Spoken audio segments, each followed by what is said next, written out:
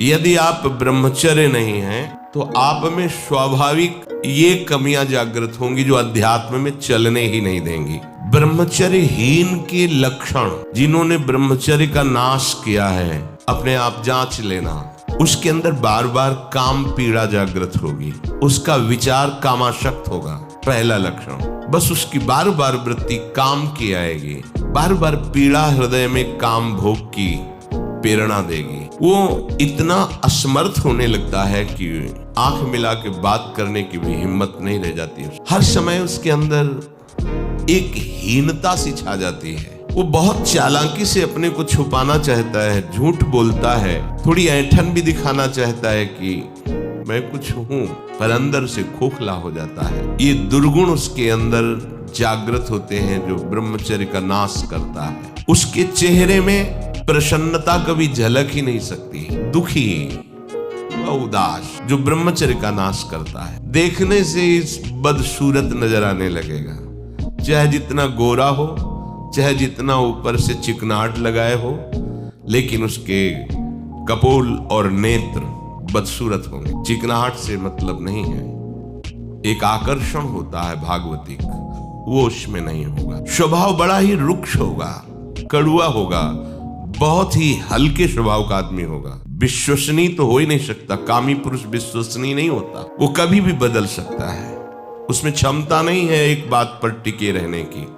वो कसम खाए तो भी बहुत शीघ्र अपनी कसम तोड़ देगा। स्वभाव में कभी उसके प्रसन्नता नहीं होगी, स्वभाव उसका चिड़चिड़ा बन जाएगा।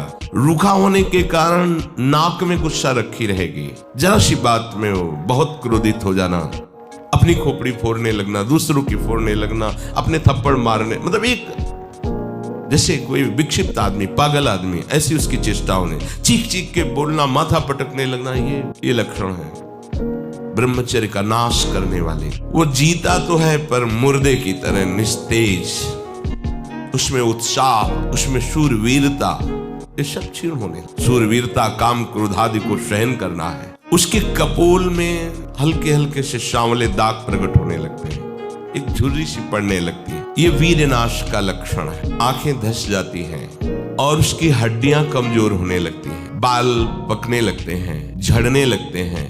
वीर भगवान के द्वारा दी हुई वो शक्ति है जिससे भगवत प्राप्ति में बहुत सहयोग होता है। ये जानबूझकर ऐसी क्रिया करते हैं जिससे वीरपात हो।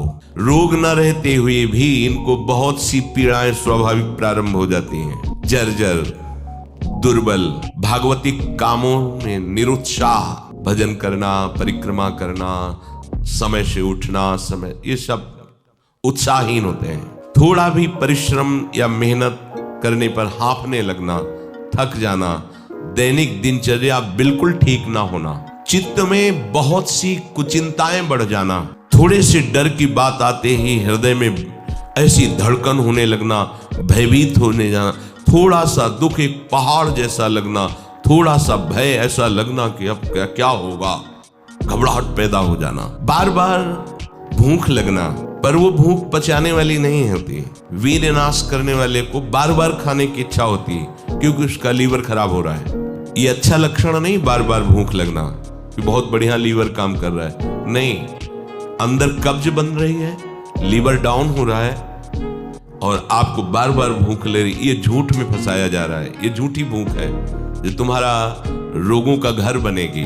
उसकी जठराग्नि मंद पड़ जाती है, भोजन ठीक से पचता नहीं, मलबद्धता हो जाती, कब्जियत हो जाती है। परिणाम में बवासीर आदि कई तरह के रोग प्रकट हो जाते हैं। या तो नींद नहीं आने लगेगी या फिर ऐसी आएगी कि घंटों, मतलब 8-10 घंटे सोए फिर भी उठे, फिर भी आलस्य, प्रमाद, ये बना रहेगा।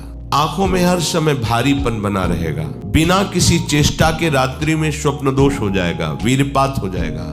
ये उसके लक्षण है जो जानबूझकर ब्रह्मचर्य का नाश करता है। वीर का इतना पतला हो जाना कि लघुशंका के लिए जोर करने पर वीर निकल जाना, बहुत बड़ी हानि है। नए नए बच्चों में जब उनसे प्रश्न करते हैं कि आपके दर्शन से ऐसा महसूस होता है आप कोई गलत चेष्टा करते हैं, तो कहते हैं अब नहीं करता, लेकिन पहले जब आपसे मिला नहीं था तब होती थी। लेकिन लक्षण तो अब भी प्रकट हो रहे हैं। तो स्वाभाविक वीरपात हो जाता है, स्वप्न दोष में भी और लघु शंका में भी। इसका कारण है आपने बहुत ही गलत आचरण किए हैं। ये जो हस्त मैथुन आदि क्रियाएं हैं, इनके द्वारा पूरा का पूरा आपका जीवन नष्ट हो जाता है। इसे खिलवाड़ मत समझो। चाहे गृहस्थी में भी जाना हो तो खिलवाड़ मत करो। आप गृहस्थी लायक नहीं रह जाएंगे। आप जो गृहस्थ धर्म में संतानोत्पत्ति क्रिया है, आप उसके लायक नहीं रह जाएंगे। आप में योग्यता नहीं रह जाएगी। इसलिए सावधान। परमार्थ में चलना है तो अत्यंत आवश्यकता ही है ब्रह्मचर्य की, पर गृहस्थ में चलने के लिए भी ब्रह्मचर्य की आवश्यकता है। जहां वो पेशाब करने के लिए जोर लगाते हैं तो वीर स्खलित होने लगता है थोड़ी थोड़ी मात्रा में। ये हस्त मैथुन करने वालों का प्रधान चिन्ह है। इसका परिणाम यहां तक हो सकता है कि पुरुषत्व का नाश होकर नपुंसकता आ सकती है। हाथ पैरों के जोड़ पर बिना किसी कारण के दर्द होना, कमर में, गांठ में, जहां संधियां हैं, अस्थियों का जोड़ है, वहां दर्द होने लगना। सर में जरा भी विचार करने पर दर्द पैदा हो जाना। किसी विषय पर विचार कर या मंत्र में ध्यान कर तो सर में दर्द होने लगना। हाथ पैरों में शिथिलता आने लगना। दिमाग में एक सनसनी पैदा हो जाना। कानों से शाय शाय शब्द सुनाई देने लगना। नाटक, उपन्यास और गंदी बातें, अश्लील चित्र देखने में बड़ी रुचि हो जाना। सावधान होकर श्रवण करें। भगवत मार्ग के उपासक हैं।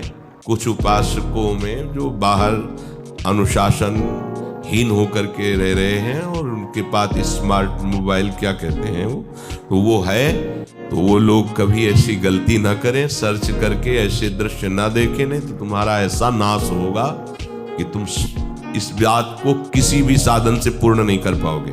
एक बार मछली की क्रीड़ा देखने पर शोभरी जैसे महात्मा कामाशक्त हो जाते हैं। एक बार वैश्या के साथ ऐसा कृत्य देख करके अजामिल जैसा संयमी ब्राह्मण भ्रष्ट वैश्यागामी बन सकता है।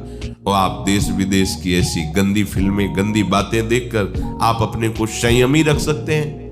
क्यों आप अपना नाश कर रहे हैं? क्यों आप अपने शत्रु बन रहे हैं? उपासक समझता है कि कोई जानता नहीं है, लेकिन तुम जिसको जानने के लिए चले हो वो तो तुम्हें जान रहा है ना। वो कैसे तुम्हारे सामने आएगा? कैसे तुम्हारे मुख में नाम चलेगा? कैसे हृदय में भगवत प्राप्ति का उत्साह रह जाएगा यदि आप ऐसा? उपासक को नाटक, उपन्यास, सिनेमा, अश्लील चित्र, गंदी पिक्चरें बिल्कुल नहीं। क्यों अपना नाश कर रहे हो? पर उसको रुचि हो जाएगी। जो व्यभिचारी प्रवृत्ति से युक्त है उसको ये अच्छा लगेगा। बार बार पेशाब होने की इच्छा होना, पेट में ऐसा लगना जैसे बहुत गर्मी पैदा हो गई है, और प्रमेह आदि उग्र रोगों का प्रादुर्भाव हो जाना, ये ब्रह्मचर्य नाश का लक्षण है। तलवे हथेलियों पर पसीना आने लगना, हाथ पैर में जरा भी काम करने के लिए चलो तो कंपायमान होने लगना, थोड़ा भी ऋतु परिवर्तन बीमारी को पैदा कर देना, थोड़ा सा गर्मी, थोड़ा सा सर्दी, बीमार। उसे प्रकृति का प्रहार सहन न करने की सामर्थ्य आ जाए। वो प्रकृति का प्रहार सहन नहीं कर सकता, ऐसी स्थिति हो जाती है। चेहरे पर मुहासे प्रकट हो जाना, कभी कभी अचानक खड़े होने पर आंखों के सामने अंधेरा छा जाना, अधिक वीरपात होने पर मूर्छा भी आ जाना, स्मरण शक्ति का ह्रास हो जाना। बहुत बार प्रयास करो फिर भी याद नहीं होगा। और ब्रह्मचर्य सही है तो एक बार बोल दीजिए, 100 वर्ष बाद सुन लेना, वो अपने आप स्थापित हो जाएगा। ज्यादा पढ़ना लिखना नहीं पड़ता। एक बार बोलिए, वो 100 वर्ष बाद पूछ लीजिए, 100 वर्ष बाद उसकी स्मृति वैसे ही बनी रहेगी यदि वो ब्रह्मचारी है। चित्त का अत्यंत चंचल हो जाना, चित्त में बिल्कुल बल न होना कि हम विषय से हटा के प्रभु में लगा सके, ऐसी सामर्थ्य नहीं। दुर्बल हो जाना, बार बार प्रतिज्ञा करना पर उसका निर्वाह न कर पाना। आज से मैं ऐसा नहीं करूंगा, 1 2 3 फिर गिर गया, वहीं गिर। हर कार्य बीच में छोड़ देना, किसी भी कार्य को सांगोपांग न करना, ये वीर्य पात करने वाले के लक्षण है। दिमाग में भयानक गर्मी रहना, नेत्रों में जलन उत्पन्न हो जाना, वह बिना किसी कारण के नेत्रों से पानी बहना, बहुत कम गलती में भारी गुस्सा आ जाना, बहुत कम लाभ में फूल जाना, अहंकार आ जाना, कम लाभ में कोई लाभ नहीं, छोटी मोटी वस्तुओं के प्राप्त होने पर अहंकार आ जाना, माथा, कमर, मेरुदंड, छाती, इनमें बराबर दर्द बढ़ते जाना, बड़ी हालत खराब हो जाती है। ऐसे दर्शन हुए ऐसे जनों के, आंखों से दिखता नहीं, 28 वर्ष के होंगे वो लगभग, वैराग्य इस कोटिका की आप सोच भी नहीं सकते, बाहरी बस लंगोटी अचला और फुटपाथ में पड़े रहना।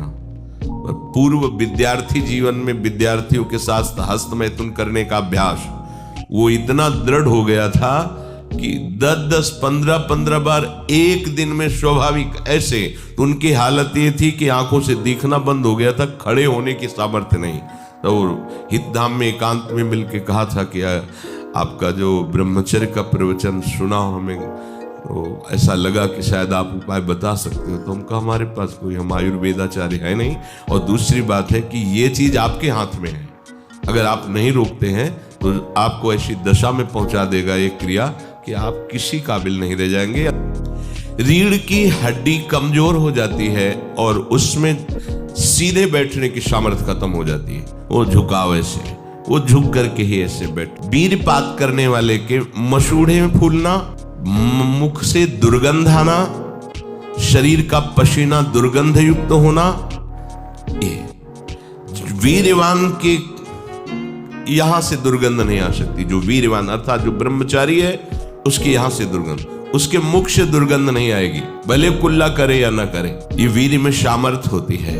नाक के साइड में यहां कालिमा आ जाना, फिर वो कालिमा धीरे धीरे कपोलों में बढ़ते जाना, ये वीर नाश का लक्षण है। वीर्य नाश से उदर लंबा होना, पेट बढ़ना शुरू हो जाता है, आंतें बढ़ना शुरू हो जाती है, उसकी वाणी में मृदुता नष्ट हो जाती है, कर्कशता, रुक्षता आ जाती है, उसका स्वभाव अप्रिय बन जाता है, छाती की हड्डियां दिखने लगती हैं, वो ना तो लोक में ना परलोक में किसी भी कार्य में उत्साह करने लायक नहीं रह जाता।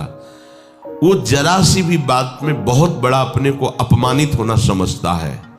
ये वीरपात से उसके अंदर दोष प्रकट हो जाते हैं।